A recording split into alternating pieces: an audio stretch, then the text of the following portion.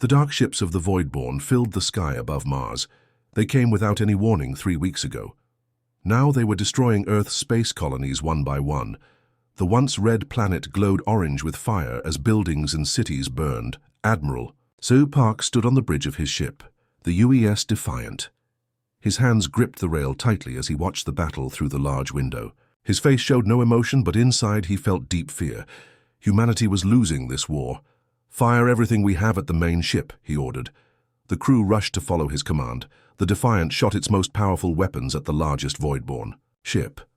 The blasts hit their target but did nothing. The alien ship's dark surface absorbed the energy like it was nothing. Lieutenant Minho walked to Admiral Park's side. He was young but moved with the calm of someone much older.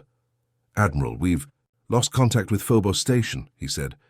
His voice remained steady, but his eyes showed worry. Park nodded slowly. Phobos Station was their main base on Mars's moon.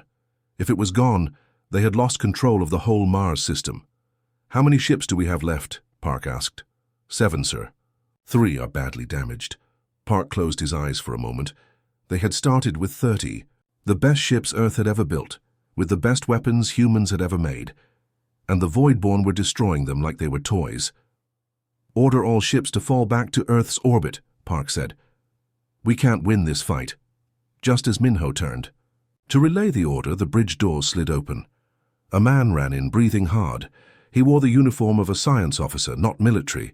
It was against rules to enter the bridge without permission during battle.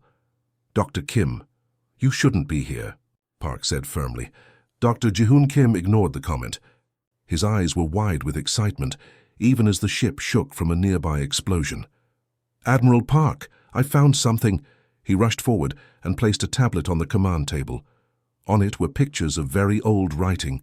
The symbols looked nothing. Like modern language. "What am I looking at, Doctor?"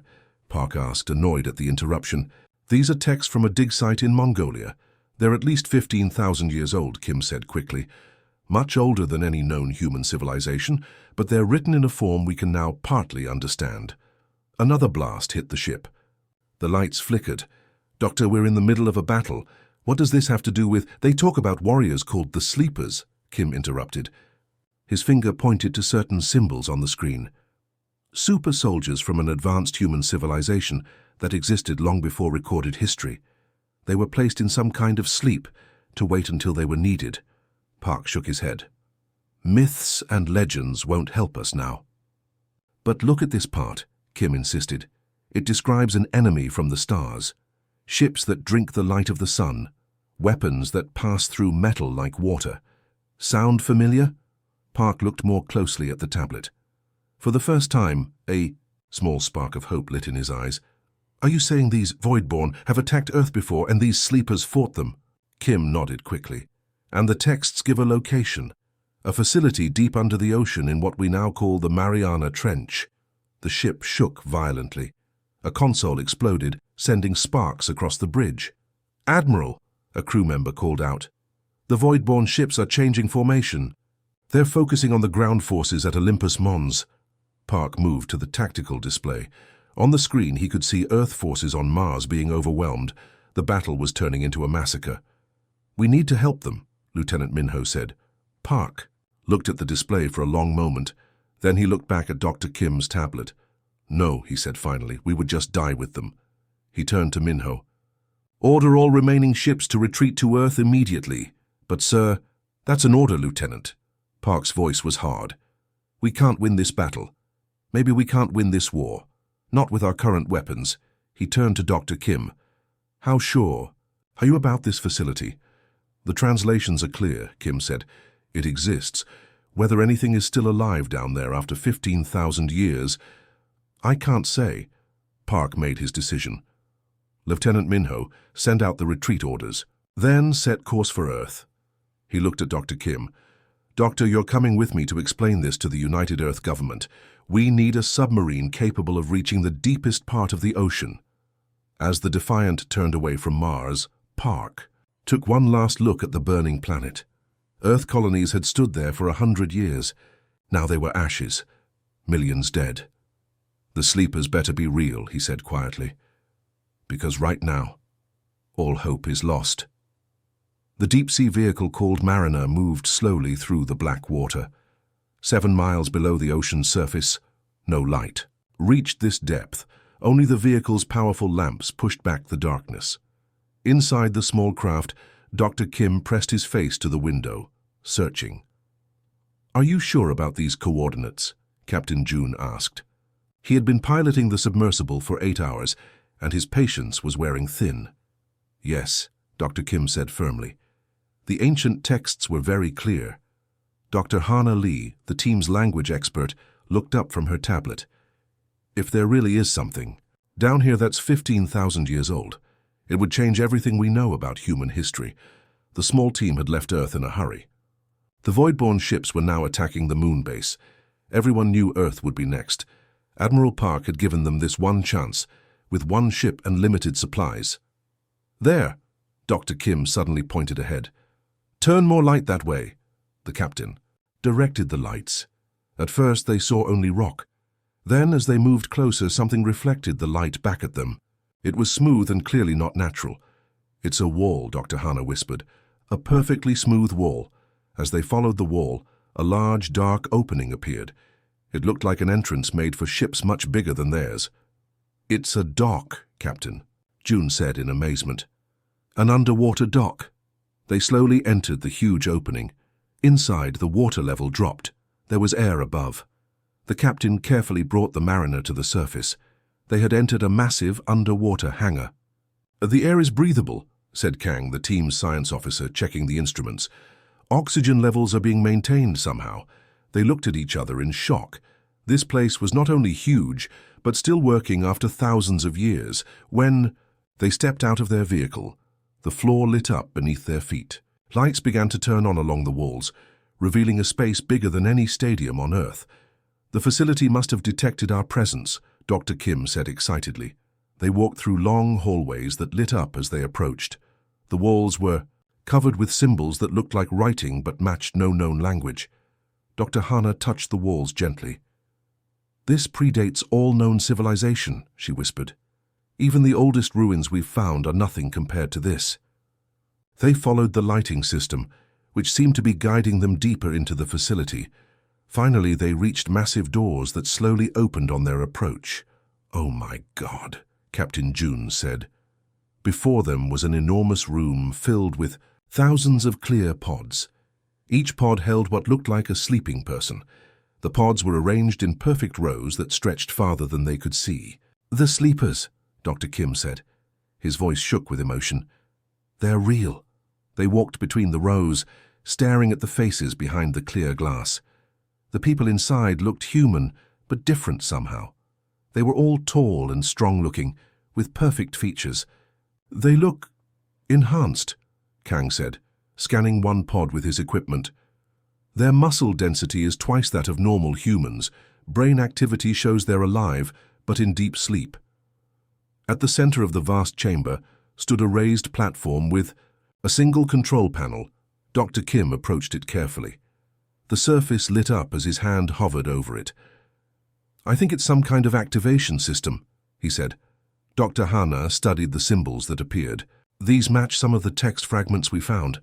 I think this controls the revival process." "Should we wake them?" Captain June asked nervously. "We came all this way for their help," Dr. Kim replied. "The Voidborn will reach Earth in days. We have no choice." After studying the panel, Dr. Hana pointed to a specific symbol. "This one. It means awaken or begin." Dr. Kim took a deep breath and pressed it. The room hummed with power. Lights flashed across the ceiling. One pod near the center began to glow brighter than the others. The team moved toward it. The pod's surface became clear as crystal. Inside was a man who looked to be in his 30s.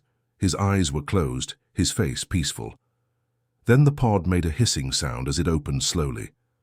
For a long moment, nothing happened. Then the man's chest rose with a deep breath. His eyes opened suddenly, dark eyes that immediately focused with sharp awareness. The team stepped back as the man sat up. He was tall, over 6 feet, with broad shoulders and perfect posture. He looked at each of them carefully before speaking, in a language none of them recognized. Dr. Hana quickly adjusted her translation device, trying different ancient language patterns. After several attempts, the device began to interpret. "Have they returned?" came the translation of the man's words. Dr. Kim stepped forward. "Who? Who has returned?" "The enemy from void space. The Light Eaters." The man's face showed no emotion, but his eyes were intense. "That is why you have awakened." "Me?" Dr. Kim nodded slowly. "We call them the Voidborn. They came 3 weeks ago. They've destroyed our outer colonies. Earth is next." The man stood from his pod with smooth, powerful movements. "I am Commander Taiho. I will need to see your world, your technology, your weapons." Over the next hours, they showed him everything they had brought. Pictures of Earth cities, videos of the Voidborn ships, details of human weapons that had failed against the aliens. Taiho studied everything silently. He seemed confused by some images of normal life, but showed immediate recognition when seeing the Voidborn ships. "They are the same," he finally said. "Different ships, but the same enemy. We fought them 15,000 years ago.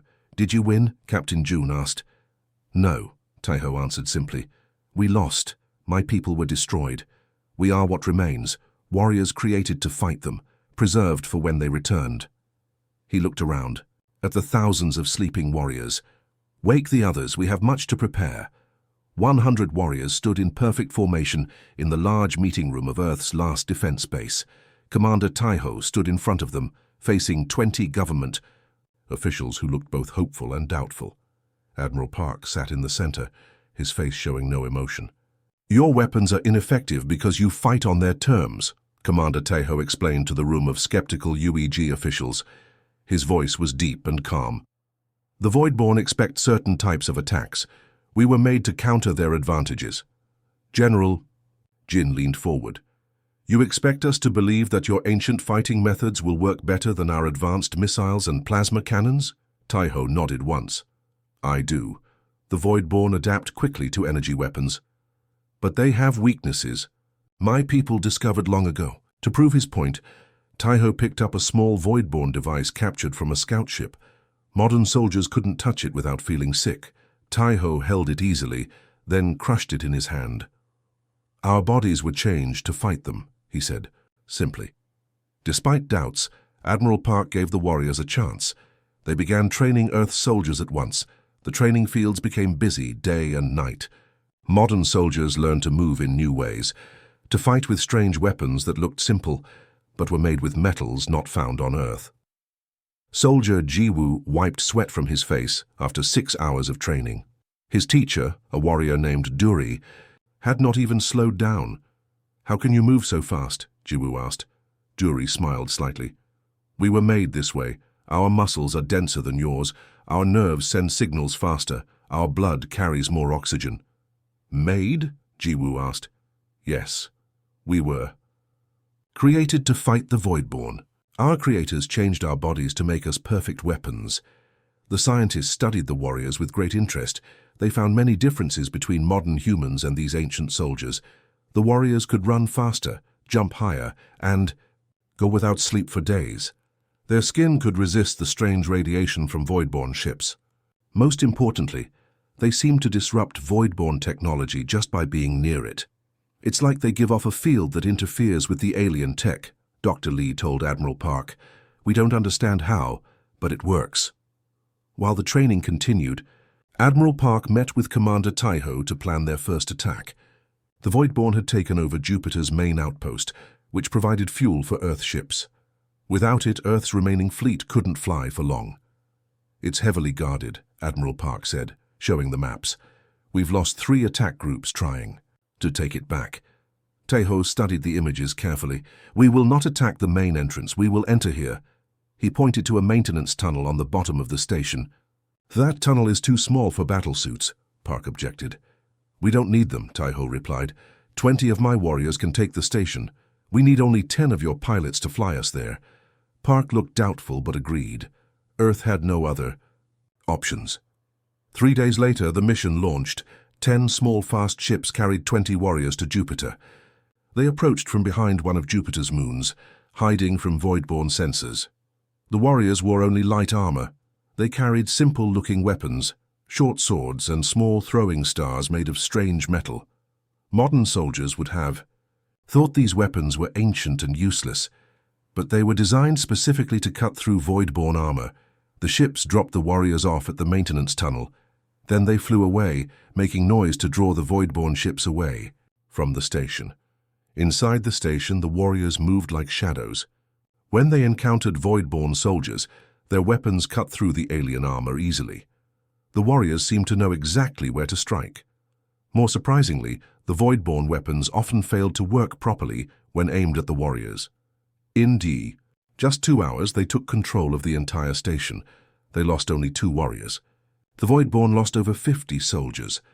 Back on Earth, Dr. Kim made an important discovery while studying the warriors' DNA. He rushed to Admiral Park's office, his eyes wide with excitement. "Admiral, I need to show you something," he said, placing her tablet on the desk. Park looked at the complex patterns on the screen. "What am I looking at?" "The warrior's DNA isn't just carrying biological information," Dr. Kim explained. "It's carrying technical information too. Knowledge. Their creators encoded actual memories and information directly into their genes." Park looked confused. "How is that possible?" "I don't know yet. It's far beyond our science. But look at this. Brain scan." He showed another image. "When we asked Taiho about ancient weapons, these areas lit up. They weren't areas for normal memory. They were accessing information stored in their very cells." Kim's voice grew more excited. "They're not just soldiers, Admiral. They're living archives of a civilization that fought this same enemy before us. They carry the knowledge of weapons, strategies, and technologies specifically designed to defeat the Voidborn." Admiral Park stood up and walked to the window. Outside, warriors were teaching Earth soldiers new fighting forms. For the first time since the invasion began, he felt real hope. "Can we access this knowledge?" he asked. "I believe so," Dr. Kim replied. "With their help, we might be able to recreate the weapons their civilization used. Weapons that actually worked against the Voidborn." Park nodded slowly. "Then we need to move quickly. The Jupiter victory will make the Voidborn angry. Their main fleet is only weeks away from Earth." He turned back to Kim. "Tell Commander Taiho I want to see him. It's time to plan our real counterattack." The news of the Jupiter victory spread quickly. For the first time since the Voidborn arrived, people on Earth felt hope. In labs and workshops across the planet, scientists and engineers worked with the ancient warriors to create new weapons.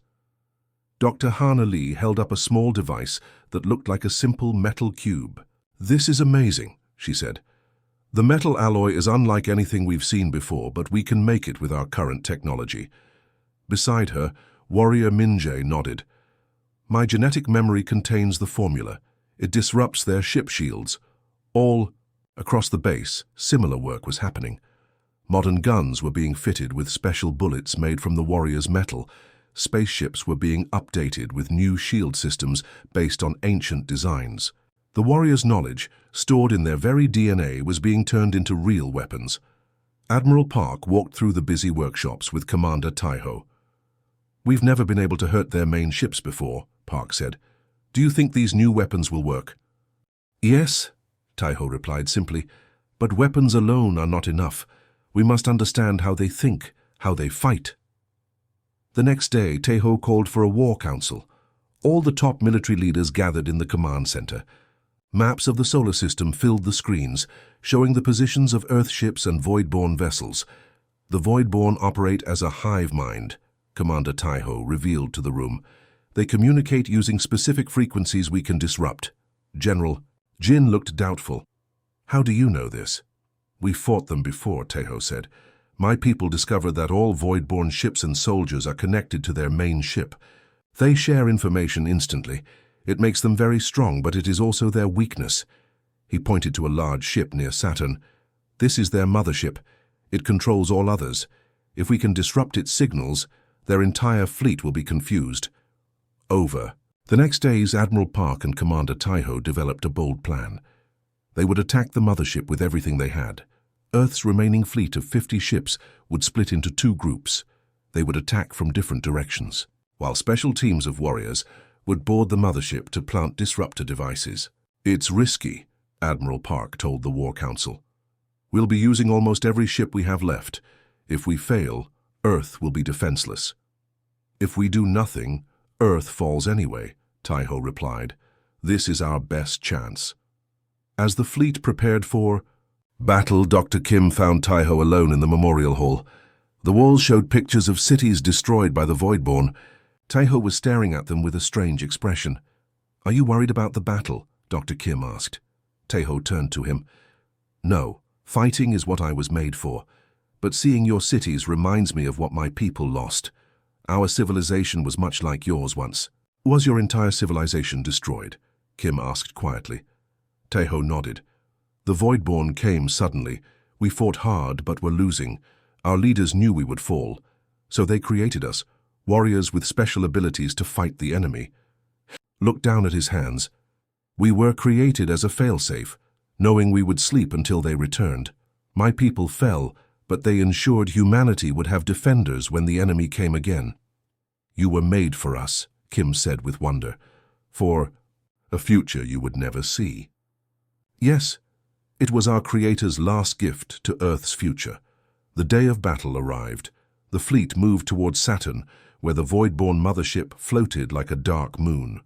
Admiral Park commanded one group of ships from the UES Defiant. "Commander," Taiho led the second group from the UES Hope. "Begin attack pattern," Park ordered when all ships were in position. The Earth fleet fired their new weapons at once. For the first time, the Voidborn shields flickered under the attack. The giant mothership turned, surprised by the effective weapons. Smaller ships broke away from both Earth fleets. They carried warriors ready to board the mothership. One of these ships carried Taiho himself. "Boarding team approaching target," Lieutenant Minho reported from his ship. "The Voidborn are sending fighters to stop us." The space around Saturn filled with explosions as ships from both sides fired at each other. Earth was taking losses, but the Voidborn were losing ships too, something that had never happened before. Taiho's boarding ship reached the mothership and attached to its side. Warriors in spacesuits cut through the hull and entered the giant ship. They moved quickly through the strange corridors, fighting any Voidborn soldiers they met. In the center of the mothership, they found what they were looking for, a room filled with glowing equipment that sent signals to all other Voidborn ships. "Plant the disruptors," Taiho ordered. Warriors placed small devices around the room. Back on the Defiant, Admiral Park watched the battle with tense focus. Suddenly, the Voidborn ships began to move strangely. Some stopped firing. Others fired in the wrong direction. "It's working," someone shouted. "Someone." "The disruptors are working." Admiral Park leaned forward. "All ships attack with everything we have." The Earth fleet fired all weapons at the confused Voidborn ships. One by one, the enemy vessels began to explode. The mothership tried to retreat, but it was surrounded. Earth ships hit it again and again with their new weapons. Finally, a massive explosion tore through its center. On the command bridge of the Defiant, cheers broke out. For the first time since the war began, humanity had won a major battle. "Find Taiho's team," Park ordered. "Get them out of there before that ship completely falls apart." The rescue ships found Taiho and most of his warriors floating in space, near the dying mothership. They had escaped just in time. As the fleet headed back to Earth, Admiral Park looked at the battle reports. They had lost 15 ships, but the Voidborn had lost over 30, including their mothership. "We can win this war," he said quietly to himself. For the first time, he truly believed it. The ships carried building materials to Mars. Workers in spacesuits moved across the red planet's surface, clearing away ruins and starting new structures. 3 months had passed since the battle at sea. Saturn. The Voidborn had retreated past Neptune after their defeat. Earth had time to rebuild. On the main space station above Earth, people still celebrated their heroes. The ancient warriors who had awakened after 15,000 years had saved humanity. Songs were written about them. Children played with toy figures of Commander Taiho and his warriors. But for the warriors themselves, peace brought new problems. They sat in a large meeting room, looking uncomfortable in normal clothes instead of battle armor. "What do we do now?" asked warrior Minji. "Fighting is all we know." Taiho looked around at his fellow warriors. They had been made for a single purpose, to fight the Voidborn. No one had planned for what came after. "We learn," Taiho said simply. "We adapt."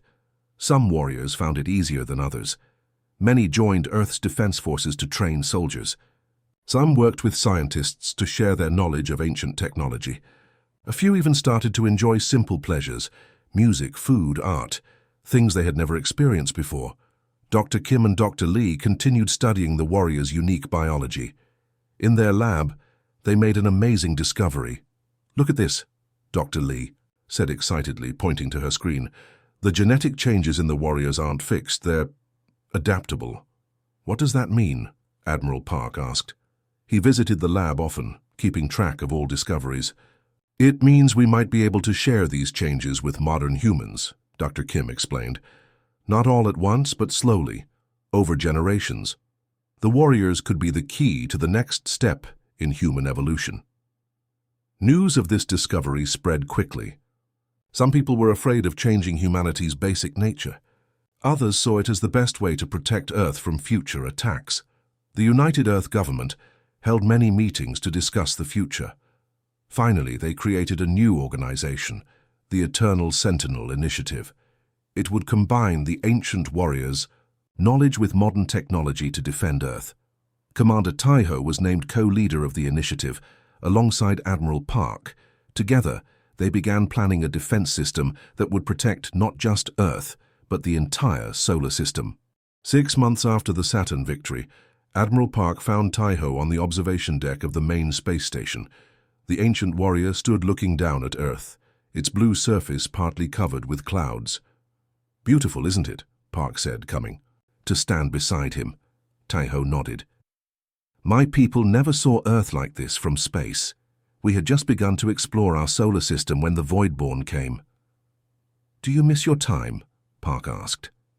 "Sometimes. Everything here is strange to me. Your technology is different. Your customs are different." Taiho turned to look at Park. "But humans are still humans. That has not changed in 15,000 years." They stood quietly for a while, watching Earth slowly turn below them. "What happens now?" Park finally asked.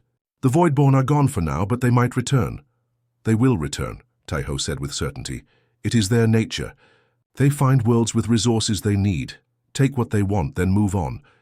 They have been doing this for longer than humanity has existed." "Then what's the point?" Park's voice showed his frustration. "If they keep coming back, how do we ever win?" "We were made for war," Taiho told Admiral Park as they stood on the observation deck. "But perhaps we can also help build peace, not just by fighting, but by helping humanity become stronger." He gestured to the Earth below. Your scientists are already using our genetic patterns to create better medicines. Your engineers are building better ships, using our ancient designs, and some of your people will start to carry our adaptations, becoming more resistant to the Voidborn." Park nodded slowly. "A legacy that goes beyond just fighting." As they watched, the sun moved behind Earth, creating a beautiful sunset from their position in space. The planet's edge glowed with orange and red light. "Civilizations rise and fall," Taiho said softly, "but humanity endures. That is why we were created, why we slept and why we fight. My creators are gone, but their children live on. And now we help their children prepare for the future. A future that we'll build together," Park added. At that moment, his communication device beeped. He answered it with a frown. "Sir," came Lieutenant Minho's voice, "you need to come to the monitoring station." When they arrived at the station, a technician pointed to a screen showing the edge of the solar system.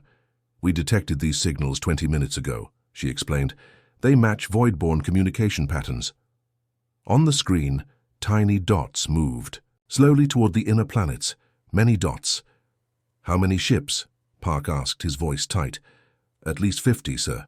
Maybe more." Park looked at Taiho. The warrior's face showed no fear, only determination. "They're coming back sooner than we expected," Park said. Taiho nodded. "They lost their mothership. They've called for reinforcements." Around them, the monitoring station became busy as people rushed to their positions. Alerts went out to Earth and all colonies. The war was not over, But this time, humanity was not unprepared. This time, they had weapons that worked. They had strategies that succeeded. And they had the ancient warriors fighting alongside them. "Send word to all Sentinel bases," Park ordered. "Begin Operation Sunrise." As people moved to follow his orders, Park turned back to Taiho. "Are we ready for this?" Taiho's face showed the hint of a smile. "We've been ready for 15,000 years. The end."